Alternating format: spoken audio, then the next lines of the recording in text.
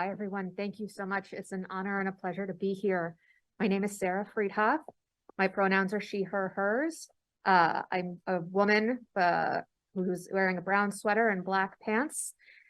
And I'm going to get started by talking about DEIA in the context of the United States lens. So I want to first acknowledge that in my role as an industry patient advocacy professional, that you have to go in knowing what you don't know. And so what I'm going to speak to you today about is what has been sort of codified and written based on US laws, definitions, etc. But what I think what I'm most excited for is the opportunity to learn from each of the panels that you'll hear from shortly, and we'll go from there.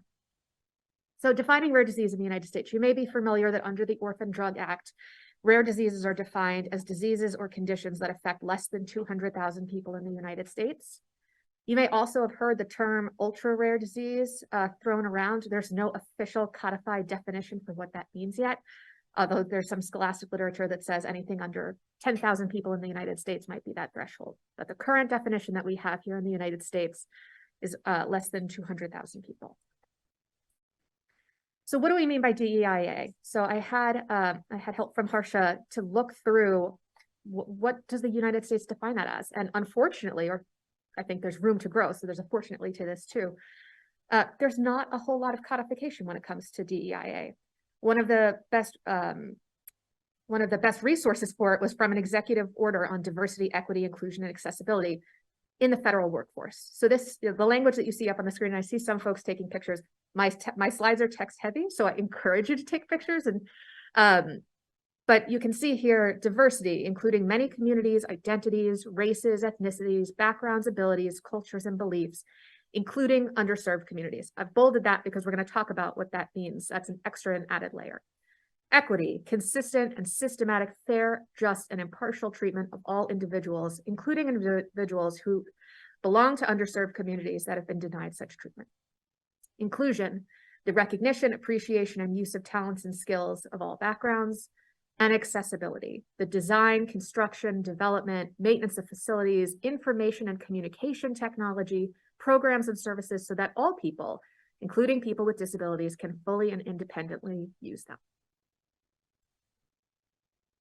So in my job in a small biotech, we talk a lot about how we're going to design our clinical trials and how we're going to engage the community so that everybody has equal and equitable access to clinical trials and that we serve all of the communities that are affected by this disease. And so we often talk about race, we often talk about gender, we often talk about age. But as we all know, everyone has intersectional identities. And so there's so many different layers to making sure that you are actually providing equal, fair, and equitable access. So in addition to having communities of color and people of different sexes and genders, you also have to take into considerations people who have limited English proficiency, people who live in rural areas. All of these things are complications or at least factors in how they may or may not be able to engage in their own health. So why is this so important? I'm sure preaching to the choir here, but the US population is often touted as a melting pot. And so we're very heterogeneous. And we know that different groups can respond to different medications in different ways. And so it's super important for us to make sure that trials are inclusive so that we know how well the drug works and the drug's safety in all groups of people and not just a select few. All right, there's another slide, text-heavy slide, but only to say that FDA has shown a strong commitment to enhancing DEIA in clinical trials. One of the most recent guidances released was enhancing the diversity of clinical trial populations, eligibility criteria, enrollment practices, and trial designs.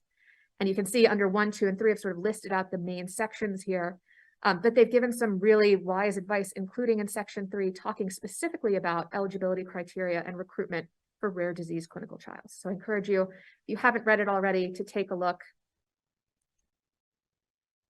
But one of the things that guidance suggested is that there be diversity action plans that are submitted to FDA, that we have a way of measuring and codifying and making sure that industry is having clinical trials that represent all people and not just a select few. And that can sound really intimidating in rare disease when a lot of us think, well, it's a super small population. How can we know if it's representative or not? And so I'm just going to give you a brief case study from the disease that Astria is focused in, hereditary angioedema. So hereditary angioedema is a rare genetic disease caused by a missing protein in the blood. And what it does is it causes random bouts of swelling. So if you can imagine getting your hand caught in a door, your hand swells up, eventually your hand calms back down. That level of swelling, the intensity, the size, the pain, the numbness, the tingling, happens completely at random. We know that it can be triggered by stress, but it can also happen completely without any pre-existing background. And the challenge with that is, of course, if it happens on your face, if it happens on your hand, you're limited in your quality of life and your utility of those certain parts of your body. But more importantly, it can also travel to your throat and compromise your airway. And so before there were treatments for HAE, and thankfully there are a few now, there was a high level of mortality because people would lose their airway. So what did the patient advocacy organization do? Well, they came together a little less than 2 decades ago, and they formed a registry. And so what you see up on the screen is just an overview of an abstract that they recently published.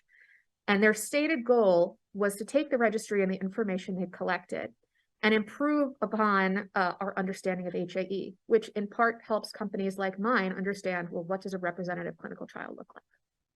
So the US HAE Association, also called HAEA, collected information into their online registry between 2009 and they're still collecting it today, but the data was cut at April 7, 2021.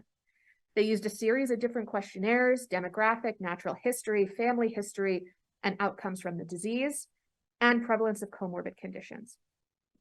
And their conclusion, which I'll get to, you can see in the bold on the bottom, is that this registry helps provide a mechanism to enhance knowledge of HAE. And what they did find from the research they've done so far is that females with HAE showed a significant increase in the prevalence of depression, sleep disorders, kidney disease, anemia, and hepatitis, and cardiovascular morbidities were significantly reduced in the HAE C1 normal group.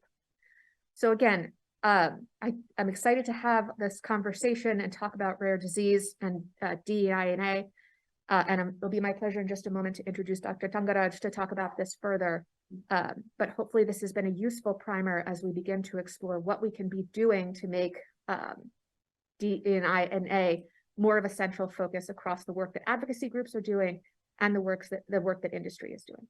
So with that, I will turn it over to Dr. Tangaraj to introduce himself and give his presentation.